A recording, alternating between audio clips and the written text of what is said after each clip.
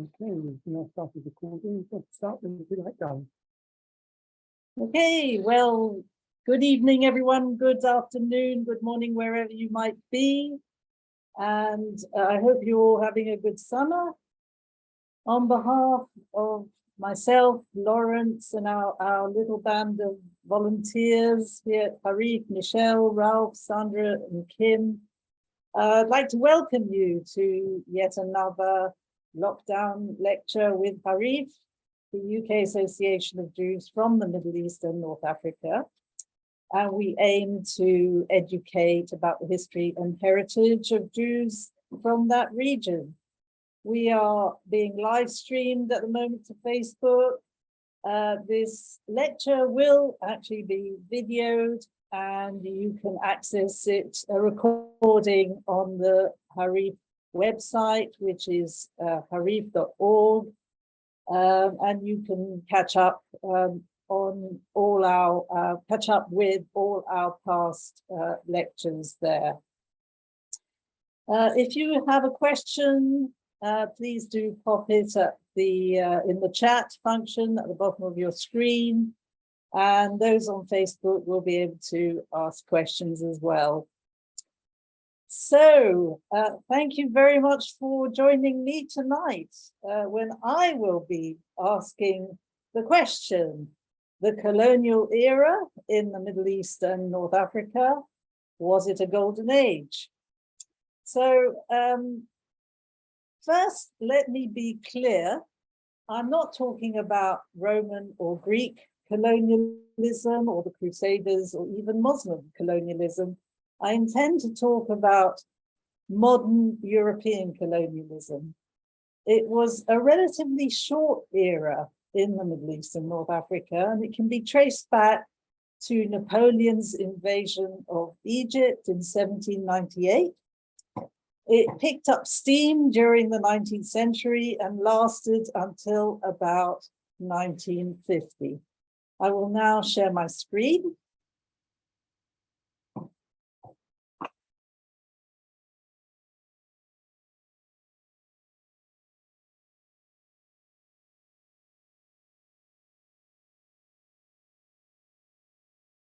Hope this works. There we go. Hope you can see that. So the photo here shows a Jewish family from Constantine in Algeria. Algeria was considered part of metropolitan France after 1830. Tunisia became a French protectorate in 1881. Libya, an Italian colony in 1911. Morocco, a French protectorate in 1912. After the defeat of the Ottoman Empire in World War I, Iraq and Palestine became British mandates, and Syria and Lebanon, French mandates. Egypt was never legally a protectorate. It was ruled by a Khedive, but effectively, the British, out of concern for the Suez Canal and as the gateway to India and the Far East, the British pulled the strings from 1882 onwards. So Egypt can be termed a veiled protectorate. Iraq was nominally independent after 1932, but the British, out of concern for Iraq's oil, dominated foreign policy. So let me remind you that the Jews were amongst the oldest inhabitants of the Middle East and North Africa outside Palestine. The region was at the crossroads of Europe, Africa, and Asia. And until the 17th century, most Jews lived under Islam and most within the Ottoman Empire. So to understand the significance of the colonial era, we really need to go back in time and ask what was the status of the Jews before the colonial era? Well, like the Christians, they were dhimmi, which means the Jews were protected but inferior. They did not have rights as such. They bought their protection with hard cash. They didn't enjoy rights, only favors. The 19th century marked a low point in the fortunes of Jews, and foreign visitors were often shocked by the condition of Jews. And here is the account by Reverend Brooks, who visited Morocco in 1841. This is what he wrote. In Morocco, they are equally ground down by a barbarous despotism, that's referring to the Jews. The Moors consider that the object of a Jew's birth is to serve Mussulman, and he is consequently subject to the most wanton insults. The boys, for their pastime, beat and torment the Jewish children. The men kick and buffet the adults. They walk into their houses at all hours and take the grossest freedoms with their wives and daughters, the Jews invariably coming off with a sound beating if they venture to resist. Now, conditions were not always that bad, and Jews could prosper and thrive, but they were always at the mercy of the local governor. Morocco was not part of the Ottoman Empire, but most Jews did live under Ottoman rule. From this map, you can see that already in the 19th century, the Ottomans were losing land, that's the area in red, and they were being beaten back by the Europeans. So the Ottoman Empire was already in decline. But the 19th century was also a time of commercial expansion and creeping westernization. Jews were emigrating from their countries of birth. For instance, the Sassoons. The Sassoons fled Baghdad and set up a business empire in the wake of the British Empire, spanning India, Burma, Indonesia, Singapore, Hong Kong, and China. And here you see David Sassoon seated in the center with his turban and 3 of his 8 sons.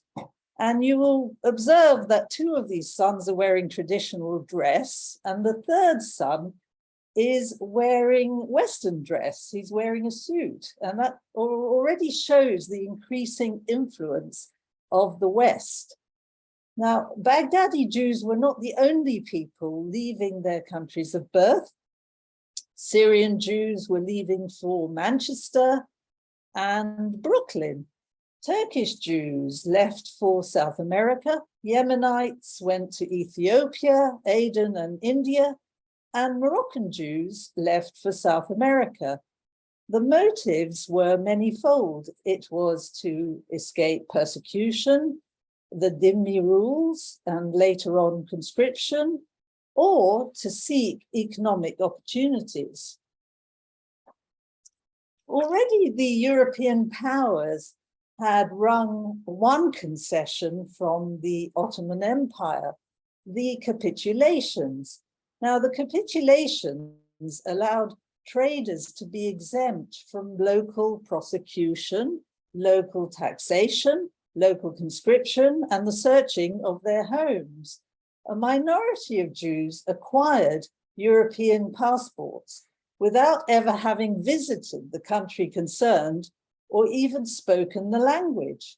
Sephardi traders enjoying special privileges settled in the Levant. They were mainly from Livorno and were known as the Francos.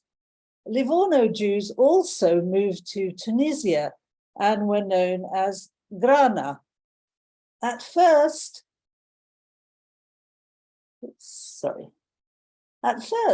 the European powers intervened to protect minority rights, mainly the Christians.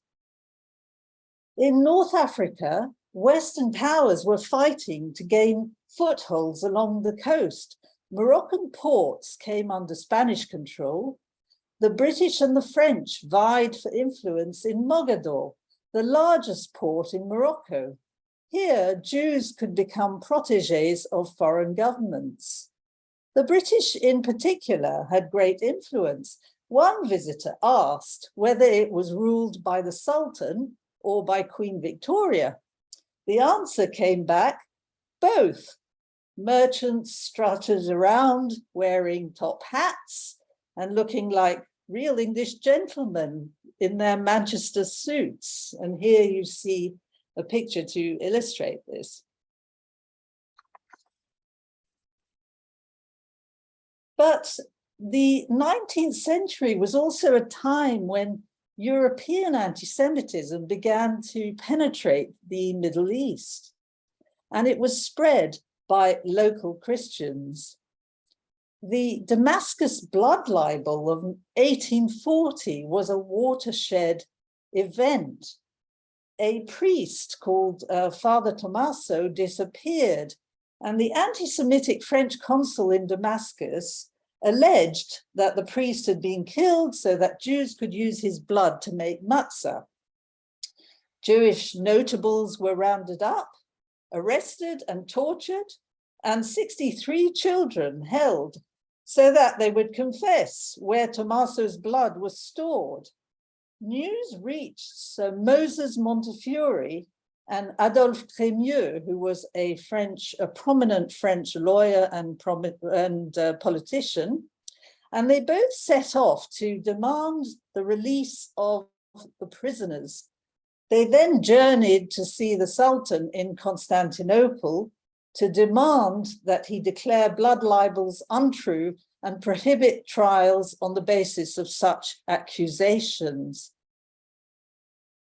There was a second case that created a huge impact, and that was the Mortara affair. The Mortara affair concerned a Jewish family living in Bologna. The boy, Edgardo Mortara, who was 6 years old at the time, was dangerously ill, and his Catholic nanny thought that he was going to die, and she had him baptized. When he miraculously recovered, the Pope sent his guards to take Edgardo away and bring him up as a Christian. And here you can see his mother fainting with the shock of seeing the papal guards, and his father remonstrating, but to no avail. The child was taken away. He became a priest in the end, and he never returned to his family. But these two affairs, the Damascus affair and the Mortara affair, shocked European Jews into action and forced them to found in 1859 an institution called the Alliance Israélite Universelle.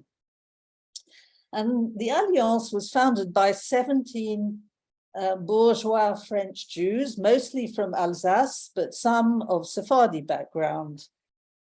These Jews were imbued with the values of the French Revolution, and they were educated in universities founded by Napoleon. They put their faith in science to regenerate society. Adolphe Crémieux, you see here, became president 3 years later. And the founding of the Alliance actually created a social revolution in Jewish communities. They set up a network of schools. There were some 200 schools, and by 1914, 45,000 children, Jewish children, had been educated in them. And by 1960, the Alliance had educated 500,000 children. And what were the Alliance's aims? Well, it was to protect less fortunate Jews and act as a lobby group to fight abuses. And it was to help bring about emancipation through education, to help Jews to make the transition from subjects to citizens in the brave new world ahead. It wanted to help them fight for their rights. Education in these schools mainly followed the French curriculum. Maths and science were taught. Religion would also be taught. But to Jews in Muslim states, religion would have a sort of rationalist approach, more Maimonidean approach. And extremely important, the fact that girls were to be educated for the first time. Instead of being married off at an early age, girls would actually learn to read and write, and they would be the conduit through which education would take place, education in the home, and eventual emancipation. The Alliance also helped improve health and conditions because in Muslim states, in the Jewish communities there, tuberculosis, trachoma, and ringworm were endemic. But ultimately, the Alliance wanted to prepare Jews in Muslim countries, but not exclusively in Muslim countries. It also aimed to help communities outside Muslim countries, but mainly in Muslim countries. It wanted to help prepare them for the modern era. And it allowed an educated middle class to emerge. And these educated Jews would have skills and languages and talents that the colonial powers were eager to exploit. So this is a picture of the Alliance Girls' School in Tunis, which was set up in 1903. The girls wearing their traditional headdress or henné. And you see a picture of the Isfahan Boys' School in Iran, which was established in 1901. So the Ottoman Empire was the sick man of Europe, and it had no alternative but to concede to European pressure. At first, the European powers intervened to protect minorities, especially the Christians. In 1856, the dhimmi rules were abrogated, and the Sultan in Constantinople ordered an end to the dhimmi status. And in 1875, all legal cases between Muslims and dhimmis were to be moved out of religious courts and into civil courts. And this was a massive change. So Egypt, as I mentioned, was a veiled protectorate. The Khedivate of Egypt remained an autonomous province of the Ottoman Empire. And the British occupation had no legal basis, but it constituted a de facto protectorate. After the Suez Canal opened in 1869, the Khedive Ali Pasha invited foreigners, including Jews, to settle in Egypt to develop the economy. And this was a very enlightened thing to do. The Jews arrived and there was an atmosphere of tolerance and pluralism. And soon they became very prominent in land and urban development. The Katawi, Suarez, and Morseri families bought thousands of acres of land. Joseph Smuha built a whole city. And Nassim Cohen Saban founded a whole new resort complete with kosher hotels and synagogues called Ras Al Bar. In the stock exchange, 90% of the stockbrokers were Jews. the first public transport system in Cairo and the first national rail network were financed by 3 Jewish bankers, the Katawi, the Suarez, and the Dimenash. They got the contract to build the Cairo Helwan Railway. The Mosseris administered it. The trains did not run on the Sabbath.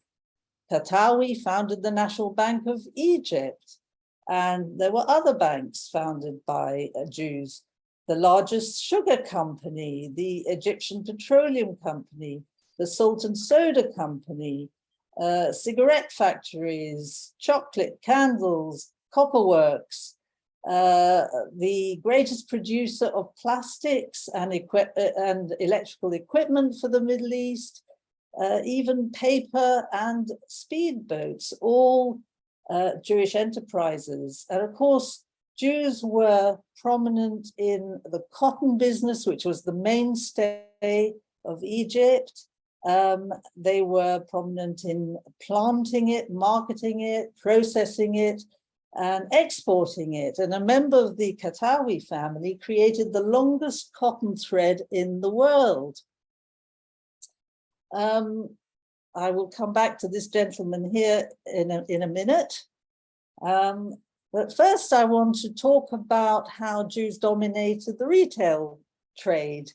They started department stores, the Sikurel, Gatenyo, Ades, Shemla, Benzion, Oroz Dibak.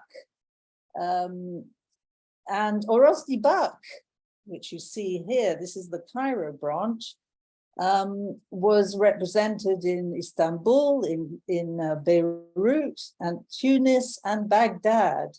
This was a family of Hungarian Jews who started this chain of department stores.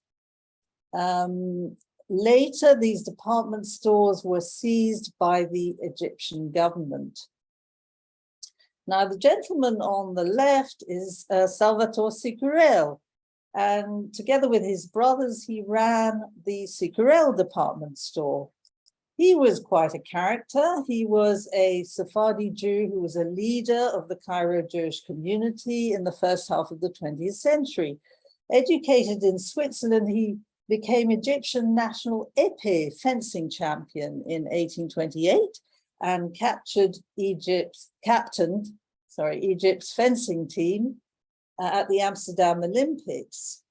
And at the time, there were dozens of Jewish sporting champions, usually trained at the local Maccabi sports centers, sports clubs, and ranging from tennis to swimming to boxing to table tennis.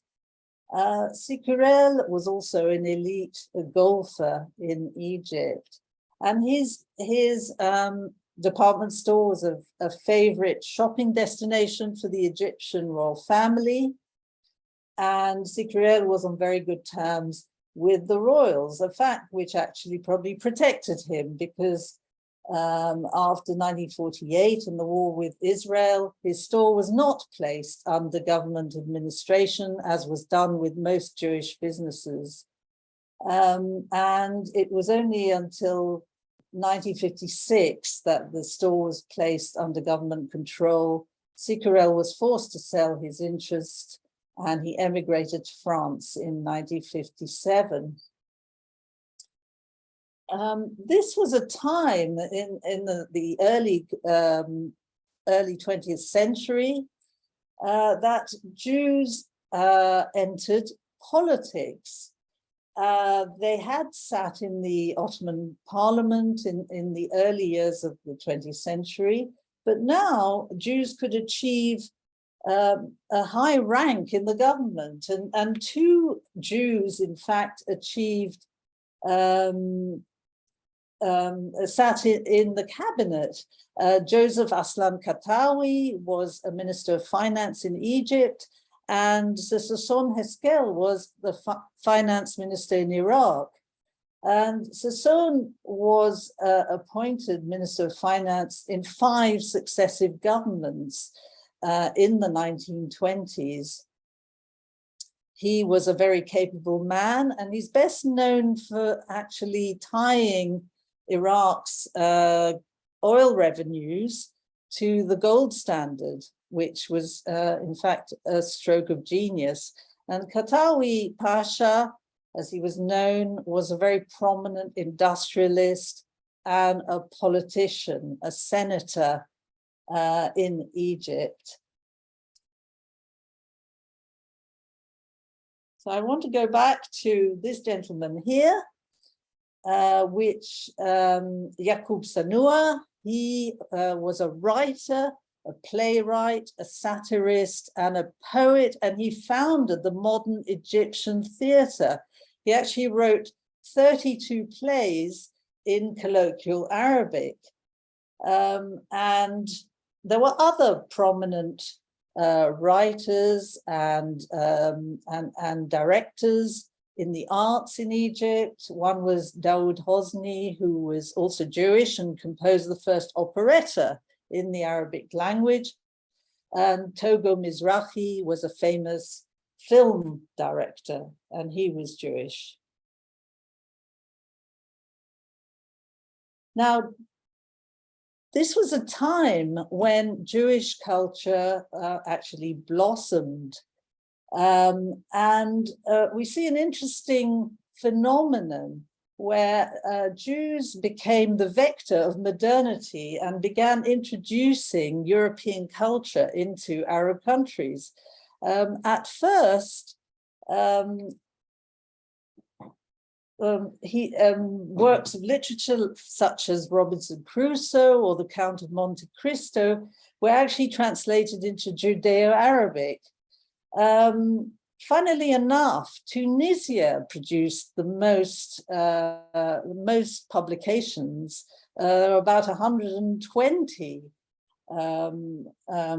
of these, first in Judeo-Arabic, but gradually it all gave way to French, and French became the lingua franca in these countries, and many Jews fell in love with French culture and French literature and French language.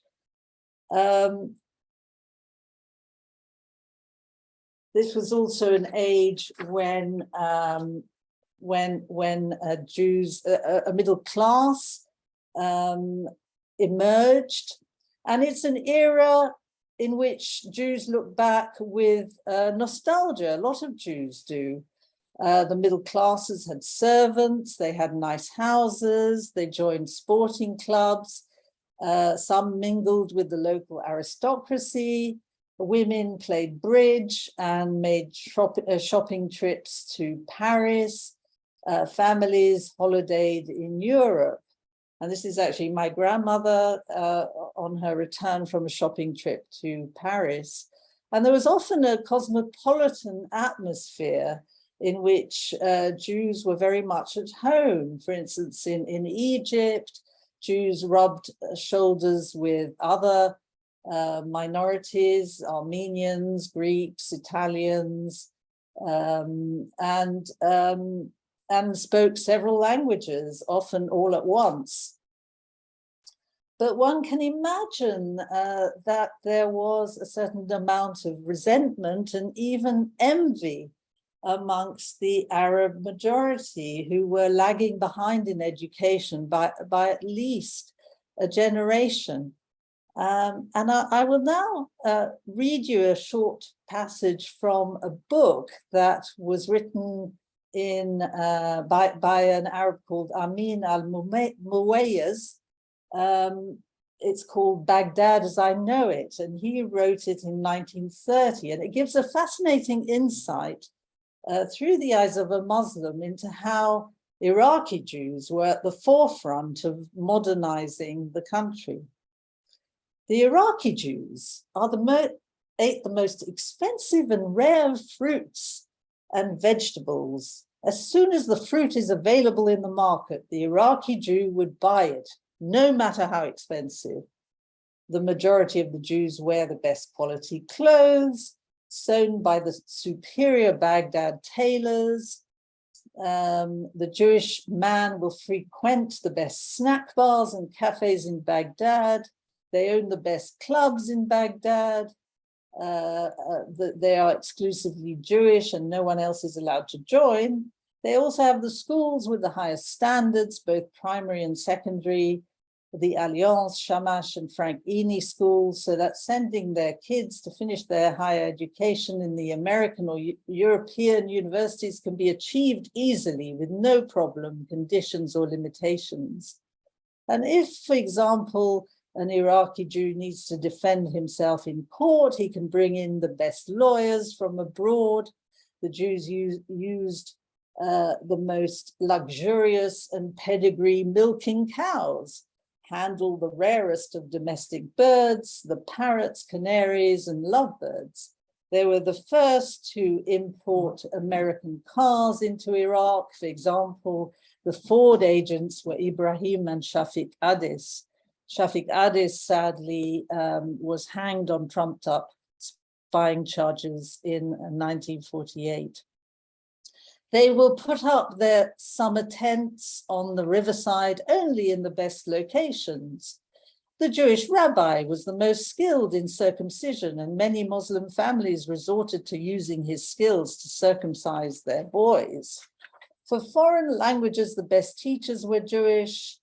The best swimming instructors were Jewish. The majority of the merchants who imported the hygienic artifacts and instruments from abroad were Jewish. Salem Shamoun introduced the bathtub and the boiler to bathrooms. The Shasha family imported the variety of cloths in the Safafia warehouse. The Hakak family imported the Singer sewing machines, the gramophones, Lady's Voice, and Pithophone records. So let's go back for a moment and talk about the impact that the Alliance had on Jews in the Arab world. And here are some examples of Jews who actually excelled owing to their superlative education in the Alliance schools. Nissim Daoud was an Iraqi Jew who is revered for his masterful translation of the Quran into English for Penguin Classics.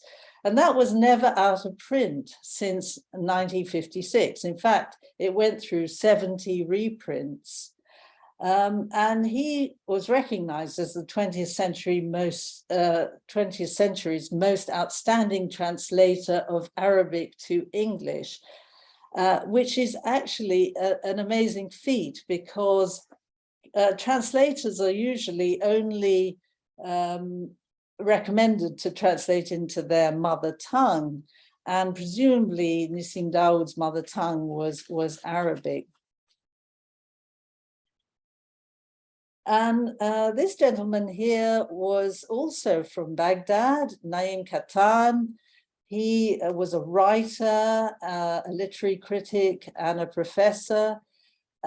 He wrote about 30 books, and he wrote in French, which again, I think was a fantastic achievement because obviously French was not so widely spoken in Iraq. He managed to, he got a place to study at the Sorbonne, and he ended up living mostly in Canada until his death about a year ago.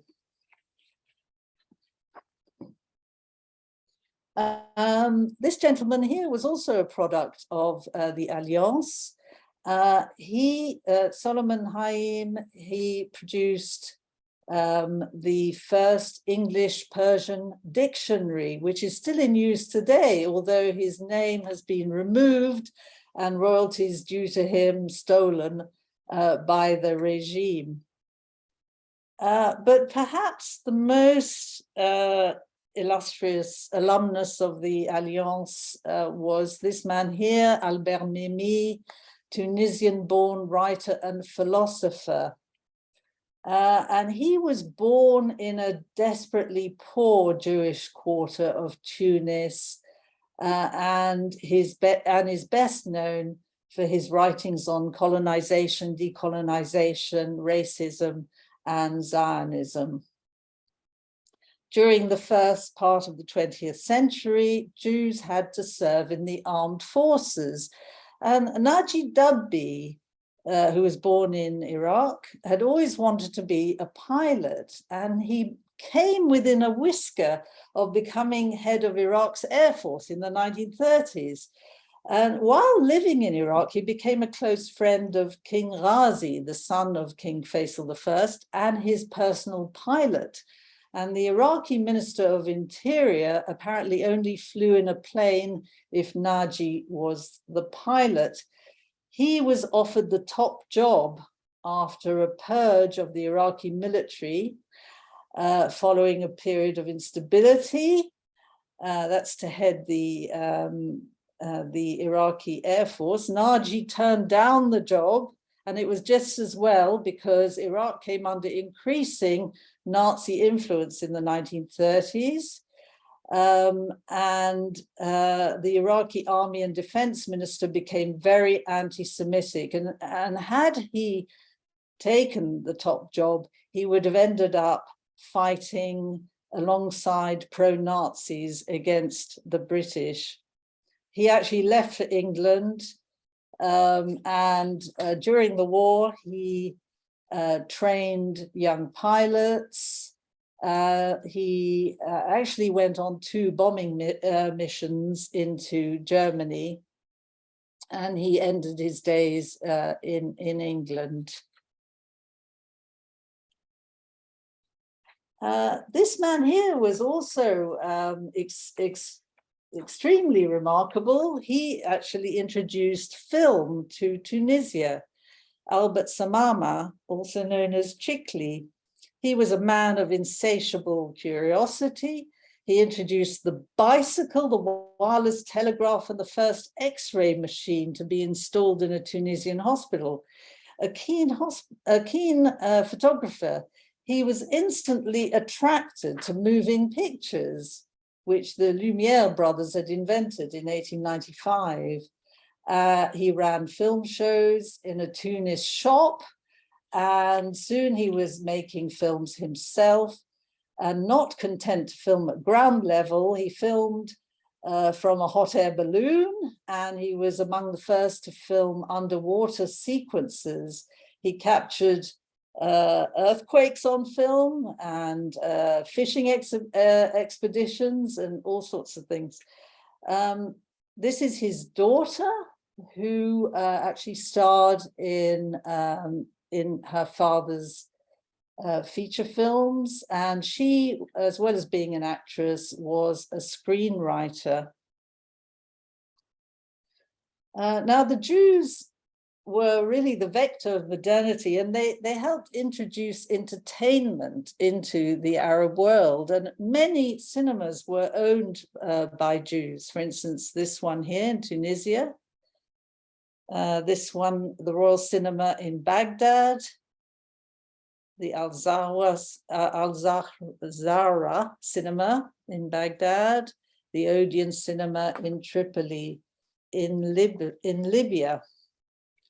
Now, this man here may not be very well known, but he was a Jew who was an architect in Egypt. And people may not have heard of him, but they certainly would know the Cairo Tower, which he designed. And he designed other important landmarks in the Egyptian capital, but very few people actually know, have heard of him. And he obviously was forced to leave and ended his life in Canada. So we now come to Jews who are prominent in the arts, and who was more prominent than Leila Murad. She was a famous singer and actress at a time when Egypt was the Hollywood of the Middle East. She made more than 20 films. Her films are still watched today and her songs still played, although not many Egyptians know that she was Jewish. she was actually the daughter of a Chazan, a cantor. And I found this very rare piece of music. Sorry, where are we? We got it here? I was rather hoping to play you a little extract, but it doesn't seem to be there. Just a minute. No. So we'll just go on to the Al-Kuwaiti brothers, who were prominent musicians in Iraq. In fact, almost all musicians in Iraq were Jewish, not because they were better at it, but because a fatwa had been issued against Muslims playing or learning music. And one cannot really fail to mention this lady here, Habiba Masika, who was a musical sensation in Tunisia. But she died tragically young. She was only about 27, I think, when she was murdered by a man who was in love with her just before she married a young non-Jewish Frenchman. And when the man who murdered her didn't respond, when she didn't respond to his advances, he set her on fire at home. And eventually she was buried. About 5,000 Muslims and Jews attended her funeral. And in the aftermath of her death, her records circulated across North Africa, but the French were afraid that her discs would have the potential to provoke unrest in the Muslim milieu. And therefore the French authorities banned and confiscated her records. Now you've heard of synchronized swimming. Well, here is synchronized dancing, and the greatest exponents of synchronized dancing were probably these two sisters, Leila and Lamia, who were from an Ashkenazi Jewish family in Egypt. Their father, Fischel Alpert, was a violinist in the Vienna Symphony Orchestra. And I hope that I will be able to play you or show you, next slide. show you them performing. How I do this? Oh, okay. There's no sound.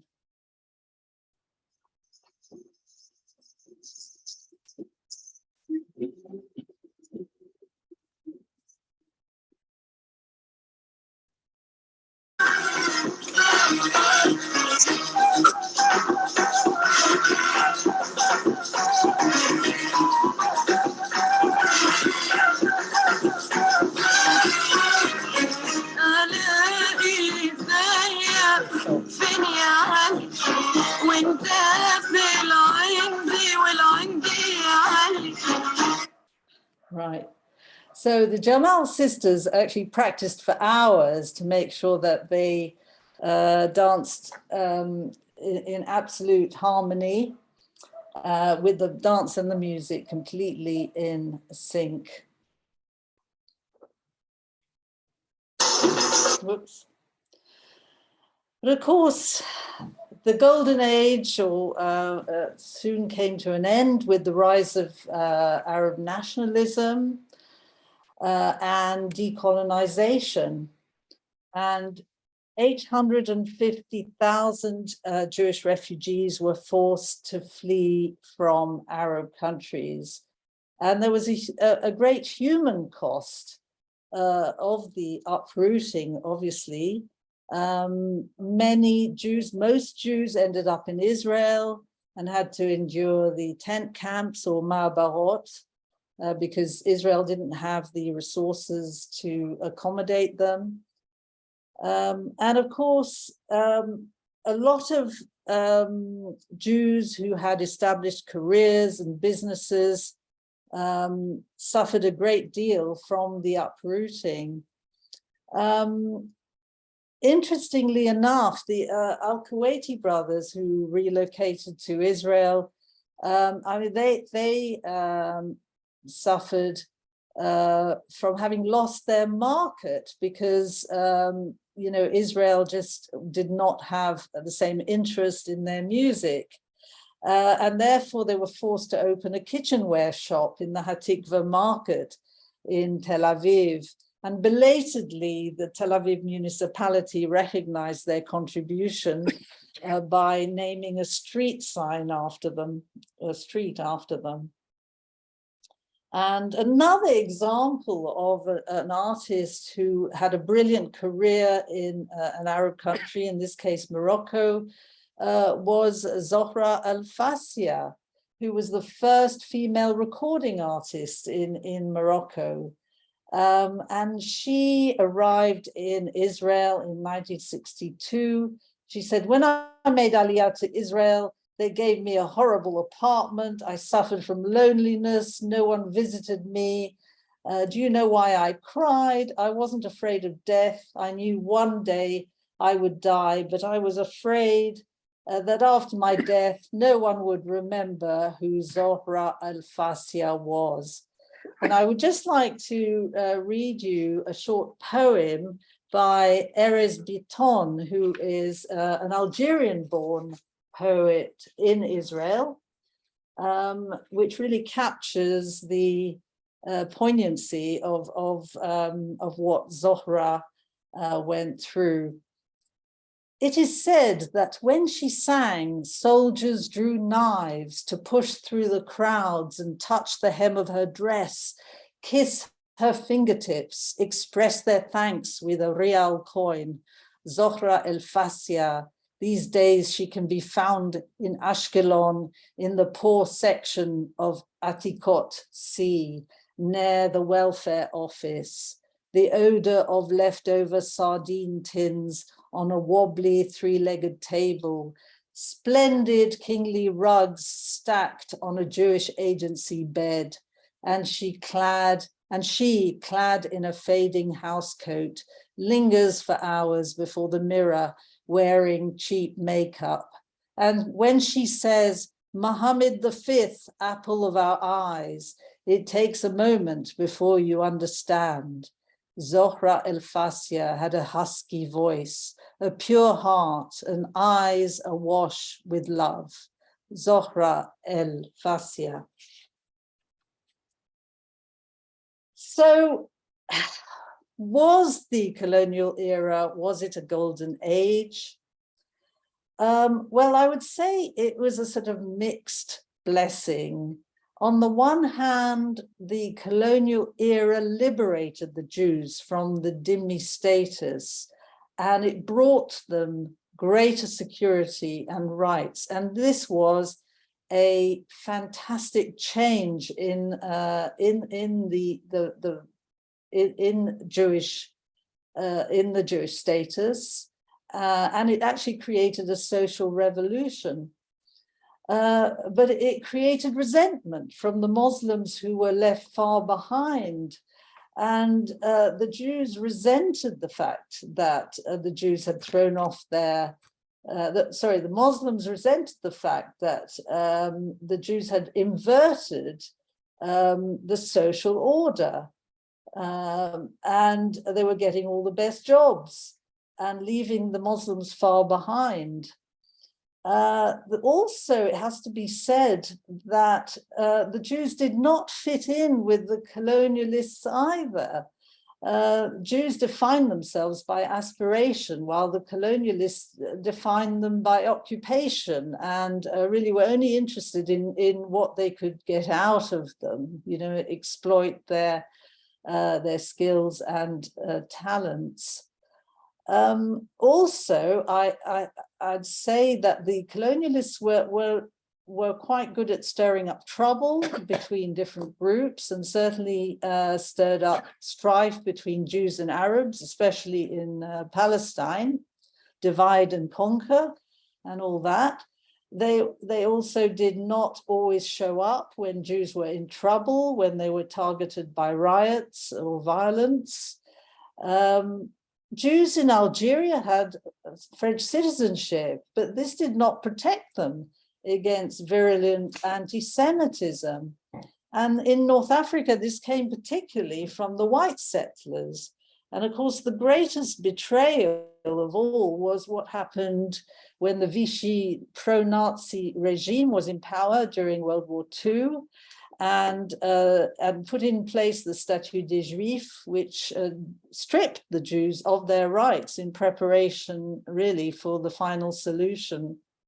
So as a result, Jews were disillusioned with the colonials, and they turned to Zionism or communism after the war. But for the Arabs, the Jews were excluded by rising Arab nationalism. They were branded as collaborators with the colonialists and treated as followers and ultimately expelled. And so today, Arabs lament the departure of the Jews, but I will ask you this question: would all these Jews have become successful if they hadn't left? So I'm thinking of Gabi Aguillon, who started the Chloe fashion brand, Albert Elbaz, also a fashion designer, the great public intellectual of Algerian origin, Bernard-Henri Lévy, Sir Ronald Cohen, the great Egyptian-born entrepreneur who left Egypt with 20 pounds in his pocket. The advertising gurus, Charles and Maurice Saatchi, of Iraqi origin, Yuval Noah Harari, whose parents came from Lebanon, I believe, and author of the best-selling book Sapiens, and Audrey Azoulay, who became Director General of UNESCO, and she is from a Moroccan Jewish family. So on that note, I will leave it there, and thank you very much for listening. And if there are any questions, I'll be very happy to try and answer them.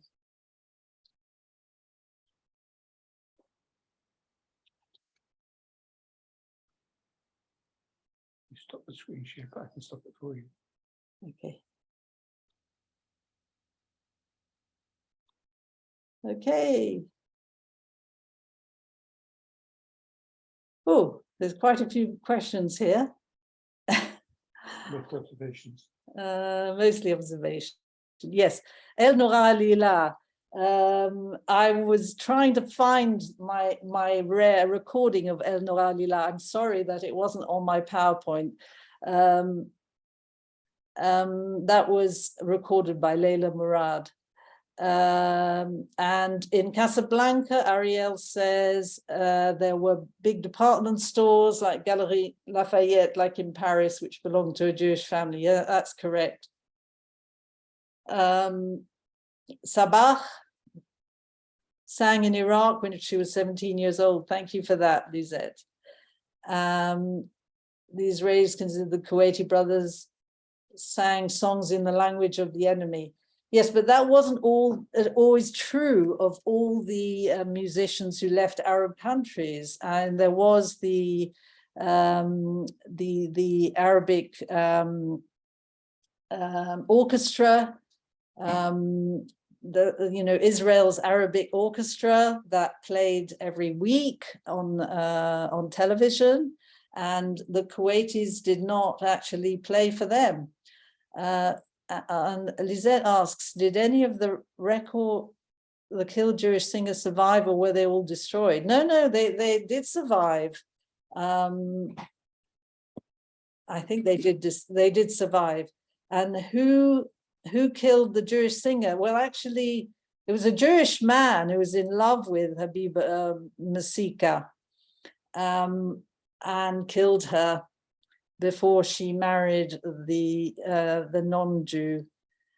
Thank you very much, Etty. Thank you, Ingrid. No mention of Medidi. What do you mean by that, Jacob? And oh, you found El Nora Lila on YouTube. Fantastic. Sung by Leila Murad. Were any of the department stores famous for their architects, Rosemary? I can't answer that. I don't know if anybody out there knows the answer to that. And thank you, Anna L.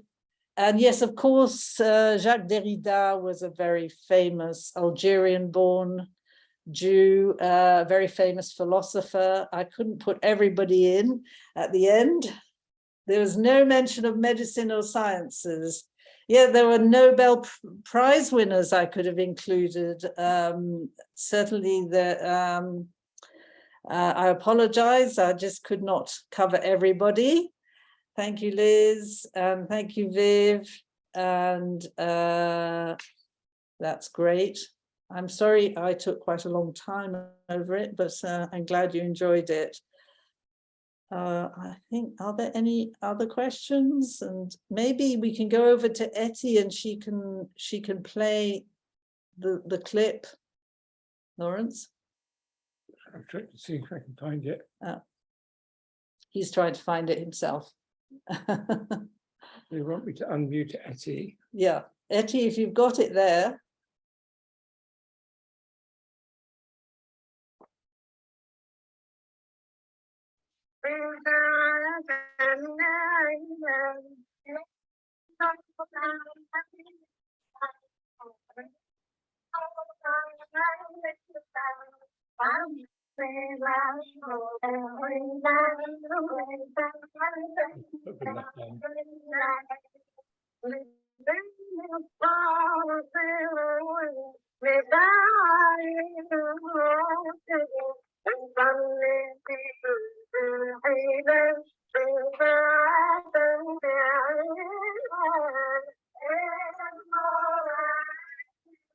Fantastic. I think we'll stop it there. That was lovely. Thank you very much, Etty. You're welcome. I will send it to you. I will send it to you. Thank you. Thank you. I'm sorry, I did have it originally on my presentation. Yeah, it's beautiful. Yeah. Okay. Are there any more questions? Are there any questions on Facebook? None. No. Yeah, Orozdi back. You saw that, yeah. Well, Orozdi back was pretty international, I think. They were also in Vienna.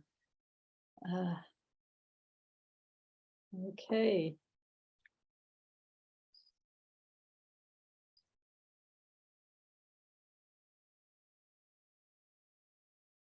Two new messages. Let's see. Right. Yes, thank you, Sandra. The Dubby pilot was decorated by King George VI. That's very interesting. Thank you.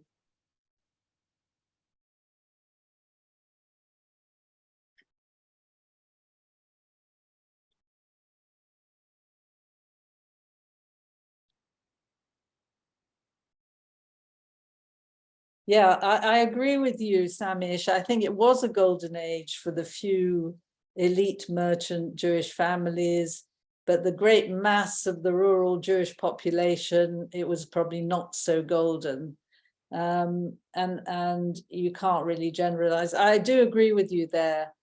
But I do think that that by and large it was a better time for the Jews, you know, because they had more security, because they had more rights than under the Dhimmi rule. So I wonder if you'd agree with that there, Samish. Maybe we can unmute him.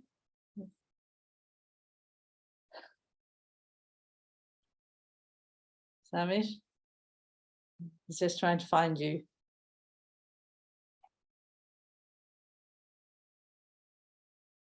Waiting for him to unmute. Yeah. Don't want to say anything. Maybe we Yeah, can. yeah. Can you hear me? Yes, yes, yes. Can hear Yeah, you. I completely agree with you. I completely agree with you. I think when I read the Huntington book, The Clash of Civilization, some people were suggesting that that's just not what is, it's not what it should be, or what it is. But now we see it, that there's no common ground, I think, between Arab population and Jewish population. Common ground only in terms of language, heritage, but in terms of savoir vivre, in terms of cultural enhancement, development, there's nothing in common whatsoever. And I completely agree with you. Maybe the colonial era was beneficial in general to the Jewish population, because it took them away from the ghetto. It allows them to see other alternative way of thinking, that rather than just the insular rabbinic education whatsoever. So I completely agree with you, and that's what the dilemma. It's like, but now it's gone. It's the page has already turned, and God forbid everybody is fine. Everybody is in Israel, or everybody is everywhere else where it's really in safety. But when you look at back, it's so sad to see missing opportunity for the Arabs and Jews to come together and decide on a commonality between the two groups. That's what's the sadness about it. Right. Well, thank you very much for that. Yeah. Yeah. Anaël, what is your take on the uprooting of one of their languages after leaving the Arab world? Many families did not teach Arabic to their descendants. Well, I think as a natural consequence of the uprooting, you adapt to your new environment and your new language. And of course, unless parents make a huge effort to teach that language to their children, it's going to be lost. Time to learn Hebrew. Sandra. Yeah, I agree with you there. Okay, so I think we've come to the end of the questions. Does anyone else want to make any sort of point? Giselle, would you like to say something? No? Yeah, maybe. Yeah, I think let Batu talk. Just 1 second. I'm asking her to unmute. Unmute that back to your. Yeah, would you like to? She's not unmuting herself, darling. You have to unmute. I'll try this out now. No, She's she's talking, but we can't hear her. Okay, yeah, I just have the comment I wrote about the grandmother, your grandmother. This picture was taken in Paris in 1927, where she traveled alone. She went to Paris alone, and the only thing that helped, obviously, was the fact that she studied at the Alliance Française and she could speak French. But that's what my mom was very proud of, this particular picture, because it was taken in 1927. Yeah, yeah. And I can't believe she traveled alone. That is amazing. Yes. Oh gosh, thank you for the background there.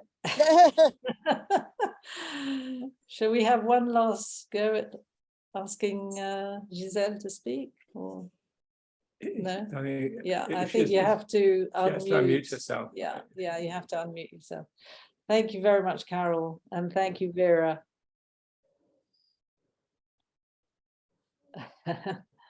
Thank you for your compliments.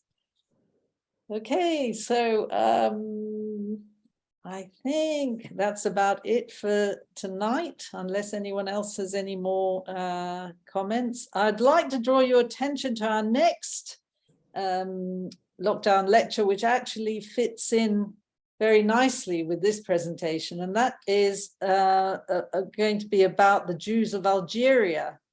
And of course, it's 60 years since their exodus this year. And we're going to have an expert called Jessica Hammerman talking about that. And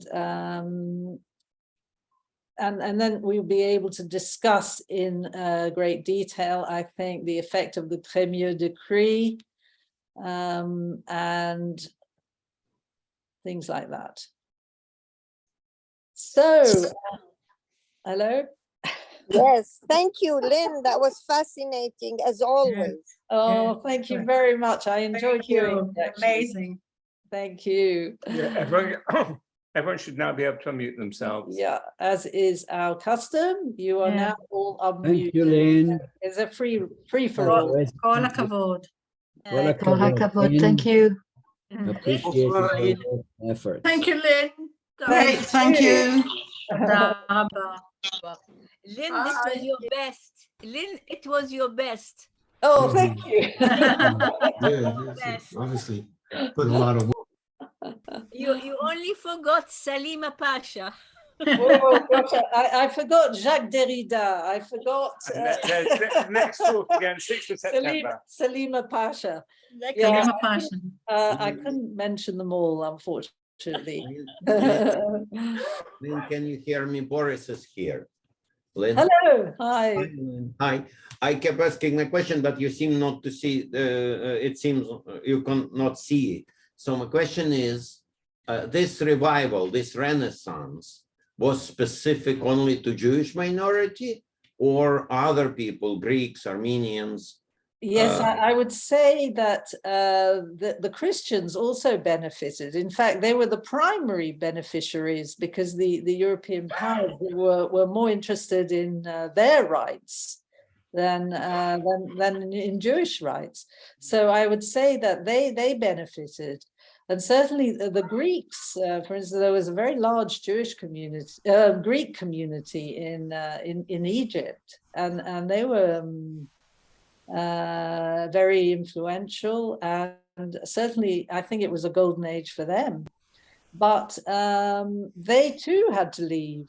You know, I mean, this was the effect of Arab nationalism, that everyone was considered a foreigner who was not Arab and not Muslim, and therefore, you know, it wasn't just the Jews who left countries like Egypt.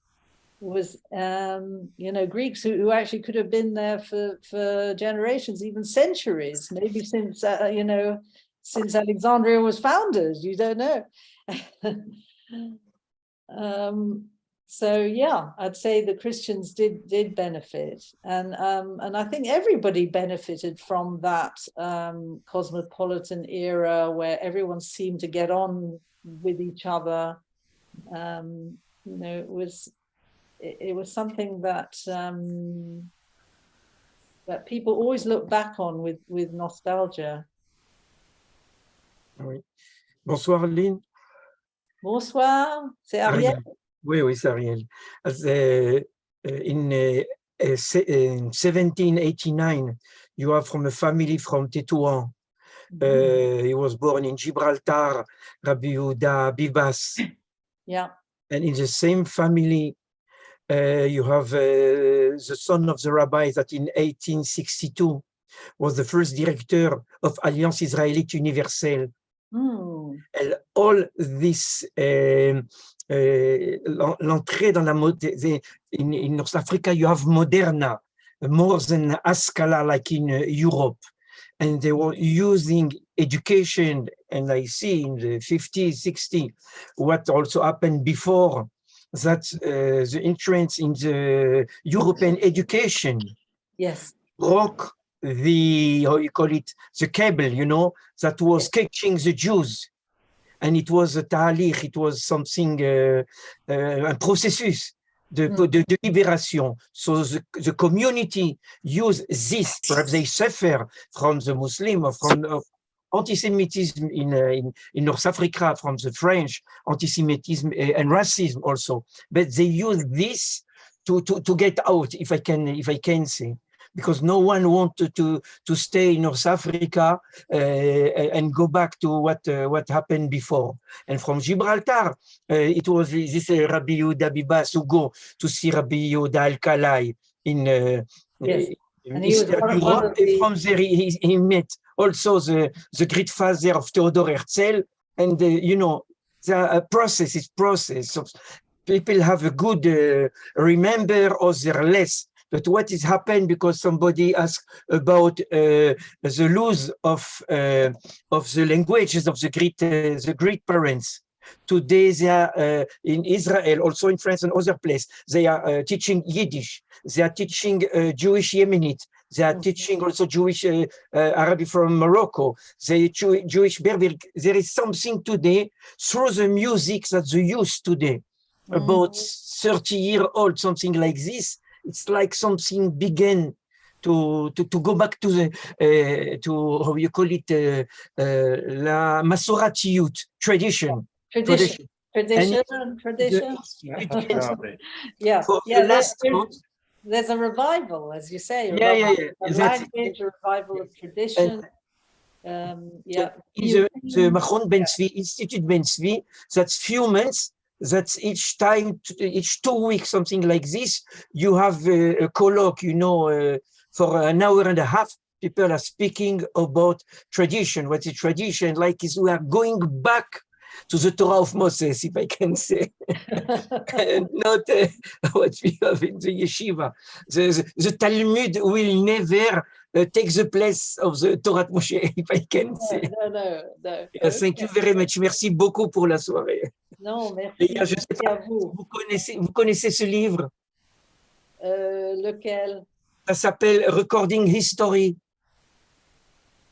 I don't know it. No. Fantastic. I have seen that it was only about music and Habiba Messika and Joe Amar and the singer like Samil Maghribi and other Raoul Journeau in Tunisia, Lili Bonish, and it is also some aspect that through music it was also comment on appelle ça, in direction of independence for the Jewish people. I have not finished. What's it called again? Can you tell us the title? Recording History.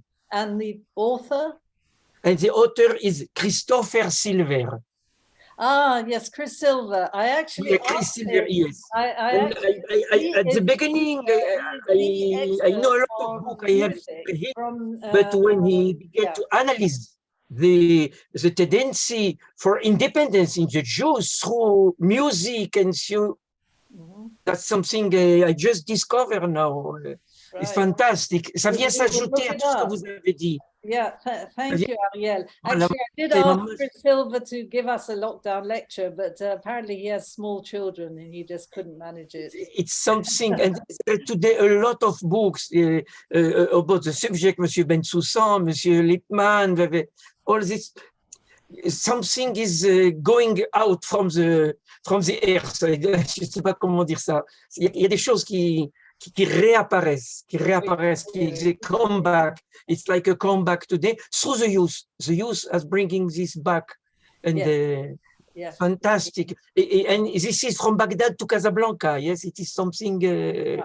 But c'est un processus. Vous voyez, c'est un processus. Like what you say, c'est un processus. It's a process. Voilà, a process. Oui. Yeah, very exciting. Merci beaucoup. No, merci à vous.